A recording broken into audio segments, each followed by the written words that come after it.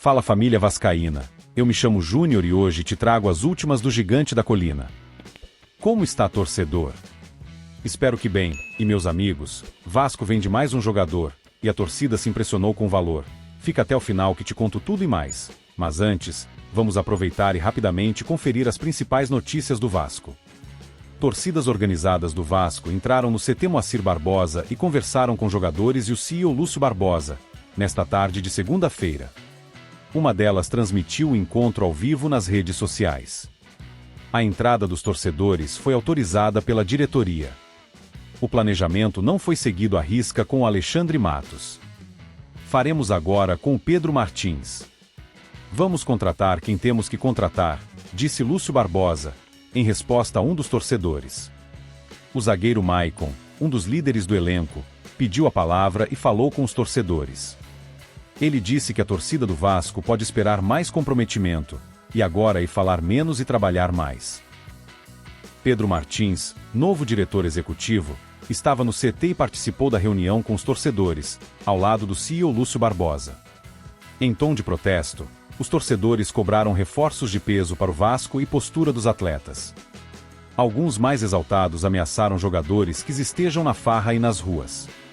Os muros de São Januário, Casa do Vasco, amanheceram pichados nesta terça-feira. Os protestos eram direcionados contra a 777 Partners, a SAF e Lúcio Barbosa, CEO do clube. Pela manhã, funcionários do Cruz Maltino já haviam pintado novamente o local. Além das frases, adesivos também foram colados. O clima na torcida é de protesto e muita insatisfação após a derrota para o Criciúma por 4-0 em São Januário no último sábado. A goleada levou à demissão de Ramon e Emiliano Dias. O ex-presidente do Vasco, Jorge Salgado, enviou posicionamento ao GE sobre o balanço 2023 que será publicado pela gestão Pedrinho nesta terça-feira. O ex-presidente rebate as informações publicadas na semana passada sobre o levantamento da atual gestão do associativo a respeito do salto para cerca de R$200 milhões por classificação de dívidas que Salgado chamava de ocultas. Espero que a boa técnica contábil prevaleça, diz Salgado, ao GE. Na íntegra da carta, o ex-presidente cita as contingências possíveis, que é previsão de passivo que pode ou não se confirmar em instâncias judiciais de outro clube.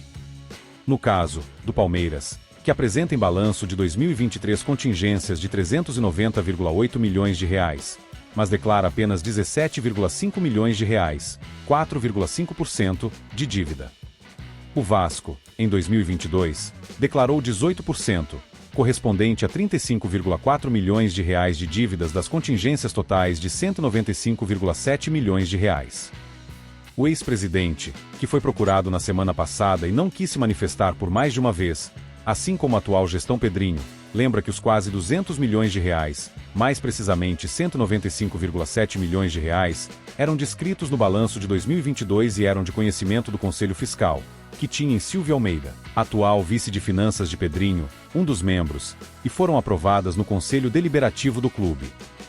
Salgado diz que vai causar espanto em se a gestão Pedrinho transformar as contingências, que podem ser revertidas na justiça ou depois quitadas com descontos ou em acordos, em dívidas nas demonstrações financeiras de 2023. Ele lembra que os números eram de conhecimento de todos, pois foram devidamente analisadas por comissão composta por 15 conselheiros, incluindo membros da oposição e do Conselho de Beneméritos, e publicada no site oficial do CRVG. Causa estranheza, portanto, que o tema ressurja agora com a falaciosa denominação de impassivo oculto, diz trecho da carta de Salgado. As dívidas não têm absolutamente nada de ocultas e elas foram apresentadas para o Conselho Fiscal, a Comissão do Conselho Deliberativo, inclusive, divulgadas em nota explicativa no balanço do clube de 2022, reforça na carta, afirmando também que mesmo que o clube, hoje, contabilizasse que perderia todos os processos, poderia conseguir descontos em acordos judiciais. Salgado contesta também o saldo da conta corrente e os possíveis valores devidos. Diga sua opinião nos comentários sobre isso. O Payet chegou ao Brasil em 2023, depois de ter vivido todo o seu auge no futebol europeu. Ele assinou um contrato até o ano de 2025 e, antes de se lesionar, vivia seu melhor momento no país. O time interessado no futebol do atleta não foi revelado pelo portal RTI Sport. Como a janela está fechada no velho continente neste momento, um acordo seria válido para julho. Outra informação, desta vez, de Wellington Campos, conta que o Vasco não está totalmente satisfeito com o jogador francês, e o motivo deixou parte da torcida revoltada na web. O motivo pelo qual o Vasco não estaria tão satisfeito assim com Payet se dá pela parte física.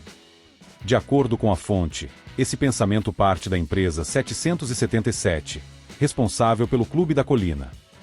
Nas redes sociais, parte dos torcedores do Vasco são contra o pensamento da empresa americana, já que o meio-campista francês é tido como o principal jogador do time carioca em 2024. E a 777 quer acabar com o clube de vez. Inacreditável, disse um torcedor.